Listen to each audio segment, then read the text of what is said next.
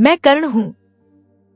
लोग मुझे सूत पुत्र कहते रहे, पर मेरा जन्म एक वरदान से हुआ था, एक दिव्य रहस्य से। जब मेरी माता कुंती युवा अवस्था में थी तो एक ऋषि ने उन्हें एक मंत्र दिया था, जिस भी देवता को पुकारेंगी वह स्वयं आकर आपको संतान देंगे।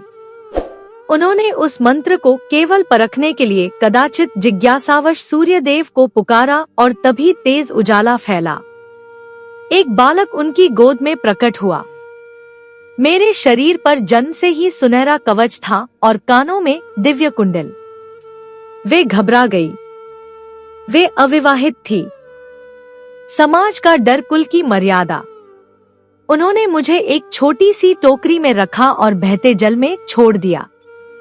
नदी की लहरों ने मुझे अपने आंचल में लिया, जैसे कह रही हूँ, मत रो बेटा, आगे कुछ अच्छा होगा।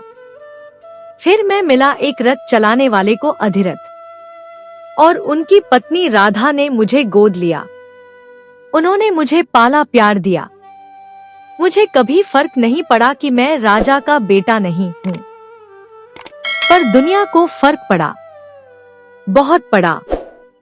जब भी धनुर्धर बनना चाहा, कोई ना कोई टोक देता, अरे तू तो सूत पुत्र है। फिर भी मैंने हार नहीं मानी। मैं पहुंचा गुरु परशुराम के पास, लेकिन उन्होंने साफ कहा, मैं सिर्फ ब्राह्मणों को शिक्षा देता हूँ। क्या करता? झूठ बोल दिया। हाँ, मैं ब्राह्मण हूँ, क्योंकि सीखना चाहता था, क्योंकि कुछ बनना चाहता था। सालों तक सेवा की, पर एक दिन वो सिर रखकर सो गए। एक बिच्छू ने मेरी जांघ में डंक मारा। मैं हिला नहीं, दर्द सह गया। उन्हें शक हुआ। बोले, इतना सहनशील कोई ब्राह्मण नहीं हो सकता। सच सामने आया और उसी क्षण उन्होंने मुझे श्राप दे दिया। जिस दिन तुझे अपनी विद्या की सबसे ज्यादा जरूरत होगी, तू सब कुछ भूल जाएगा। उसके बाद आया अपमान का सबसे बड़ा दिन। हस्तिनापुर में धनुर्विद्या प्रतियोगिता हो रही थी। मैंने अर्जुन को चुनौती दी। सारे राजकुमार हंस पड़े। तू कौन है? तब दुर्योधन आगे बढ़ा। उसने कहा, कर्ण, मैं तुझे अंग देश का राजा बनाता हूँ। वो मेरी जात नहीं देख रहा था, मेरा हुनर देख रहा था। और उसी दिन मैंने तय किया, जिसने मुझे मान दिया मैं उसकी तरफ ही रहूंगा। जीवन भर युद्ध के पहले मेरी माँ कुंती मुझसे मिलने आई। उसने हाथ जोड़े, कहा, तू मेरा बेटा है। पल भर के लिए लगा कि कोई भटकी हुई नाव किनारे आ गई, पर फिर मैंने आंखें मूंद ली और कहा, माँ, देर हो चुकी है।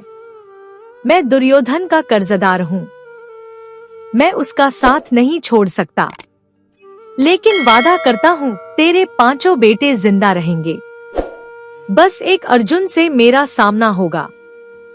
फिर आया महायुद्ध। मैं लड़ा पूरी ताकत से, पर हर बार कुछ ना कुछ मुझे रोकता रहा। कभी रथ का पहिया कीचड़ में फंस जाता, कभी पुराना श्राप रास्ता रोक लेता, और आखिर में जब मैं अपना रथ ठीक कर रहा था, तभी अर्जुन ने मुझे लक्ष्य बना दिया।